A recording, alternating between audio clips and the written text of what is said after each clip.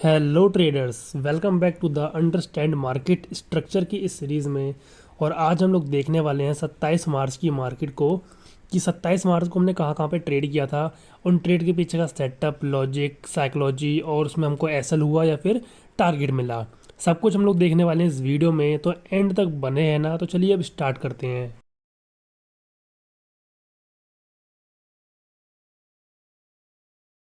तो देखो, अगर हम लोग आज की बात करें तो आज हम लोगों ने ट्रेड किया था निफ्टी 50 के अंदर। क्योंकि निफ्टी 50 की आज एक्सपायरी थी, तो यहाँ पे अगर मार्केट मूव करती तो हमारा प्रीमियम बहुत तेज़ी से बढ़ता। बट आज के दिन पे मार्केट कहीं पे भी मूव नहीं करी, ना ही मार्केट ऊपर गई ना ही नीचे गई। कंप्लीट साइडवेज थी। जितने भी लोगों ने यहाँ पे ऑप्शन बाइंग करने का ट्राई किया होगा, उन सभी का आज एसएल हिट हुआ होगा। क्योंकि आज ना ही कॉल के प्रीमियम बढ़ रहे थे और ना ही पुट के प्रीमियम बढ़ रहे थे।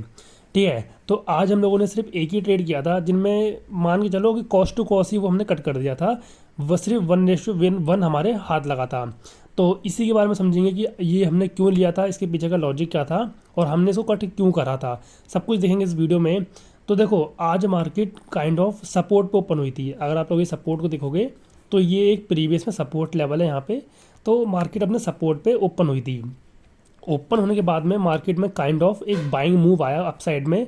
बाइंग मूव आने के बाद में मार्केट में पहले एक पुल बैक आया, और पुल बैक आने के बाद में अगर आप लोग ध्यान से देखो तो 9 ईएमए को क्रॉस करके एक रिजेक्शन कैंडल बनी थी नीचे से। अगर आप लोग उसको ध्यान से देखोगे, जो कि 9:25 की जो कैंडल है, वो 9 ईएमए को क्रॉस करके एक बुलिश कैंडल बनाया। अब यहाँ पे बन रहा था 9 एंड 15 ईएमए का सेटअप। इस सेटअप में बेसिकली होता क्या है कि पहले एक मूव आना चाहिए, भले वो अप साइड में आए या डाउन साइड में आए। तो यहाँ पे अप साइड में एक मूव आया। मूव आने के बाद में पहले एक पुल बैक आया, और पुल बैक आने के बाद में 9 ईएमए को क्रॉस करके एक बुलिश कैंडल यहाँ पे बन गई। तो इसके क्लोजिंग पे यहाँ पे हमने एंट्री करी थी इस पॉइंट पे। और जो एसएल है हमारा, वो सेम कैंडल के लो पे लगाया था।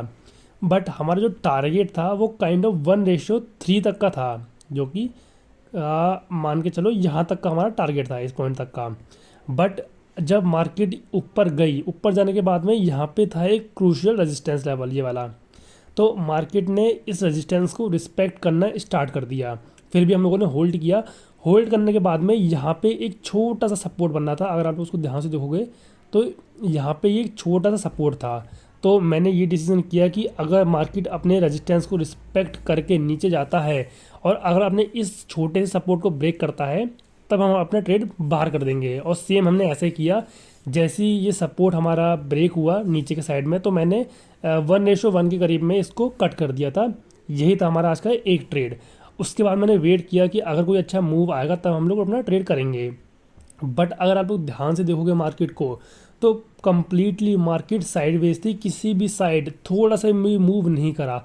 और अगर मैं इसका प्रीमियम दिखाने का ट्राई करूं, तो आप लोग अगर इसका प्रीमियम देखोगे तो ये प्रीमियम ना पुट का बड़ा है और ना ही कॉल का बड़ा है। जितने भी लोगों ने ऑप्शन बाइंग करने में रिवेंज ट्रेडिंग करी होगी, सभी का ऐसा गया होगा। बट आज जो है एक्सपायरी भी थी निफ्टी 50 की, तो आज जो है ऑप्शन काफ़ी ज़्यादा गले भी होंगे, डीके भी हुए होंगे।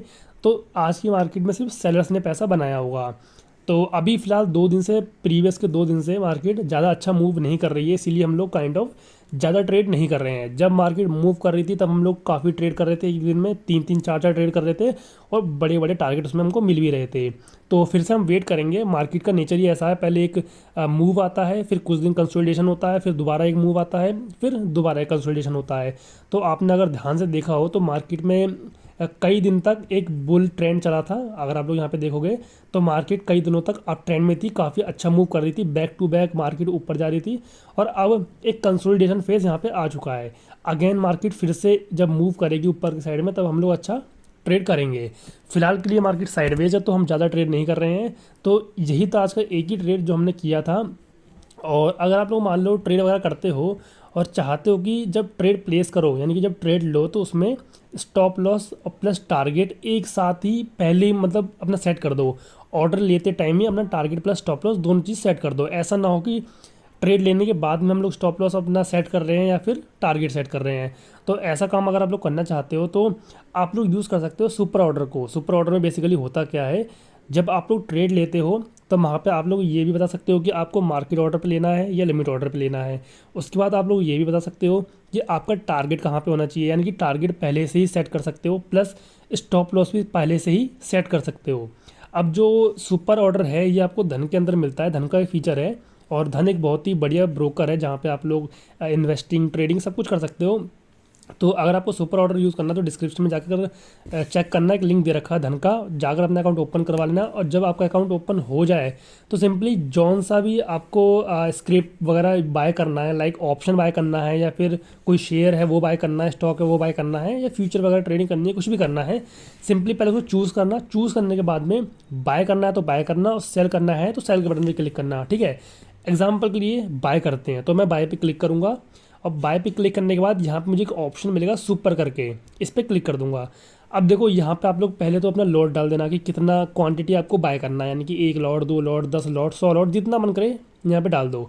उसके बाद लिमिट ऑर्डर पे बाय करना है या मार्केट ऑर्डर पे बाय करना है, ये भी आप लोग यहाँ पे सेट कर सकते हो। अब मेन चीज़ यहाँ पे है टारगेट कितने पे लगाना है और स्टॉप लॉस कितने में लगाना है, ये भी चीज़ आप लोग पहले से ही ऑर्डर लेते टाइम ही सेट कर सकते हो यूजिंग सुपर ऑर्डर, ठीक है। और प्लस आप लोग जो है अपना ट्रेलिंग जंप भी लगा सकते हो, अगर चाहते हो कि आपका ट्रेल अपने आप होता रहे जो स्टॉप लॉस है, तो वो भी आप लोग यहाँ पे कर सकते हो। मेन ये था कि आप लोग टारगेट और स्टॉप लॉस एक साथ कैसे लगा सकते हो, तो वो आप सुपर ऑर्डर की हेल्प से लगा सकते हो। तो ये सुपर ऑर्डर धन में मिलता है, अगर ये यूज़ करना है तो डिस्क्रिप्शन में जाकर चेक करो, धन का लिंक दे रखा है। और आज की इस वीडियो का टॉपिक यहीं पे एंड होता है। एक की हमने ट्रेड किया जो कि एक तरीके से कॉस्ट टू कॉस्ट हमारा कट हो गया, 1:1, एक तरीके से कॉस्ट टू कॉस्ट ही है। अब मिलेंगे नेक्स्ट वीडियो में, अगर मार्केट ट्रेंडिंग रहेगी तो ज़्यादा ज़्यादा ट्रेड करने का ट्राई करेंगे। मिलते हैं नेक्स्ट वीडियो में, तब तक के लिए take care and thanks for watching this video guys.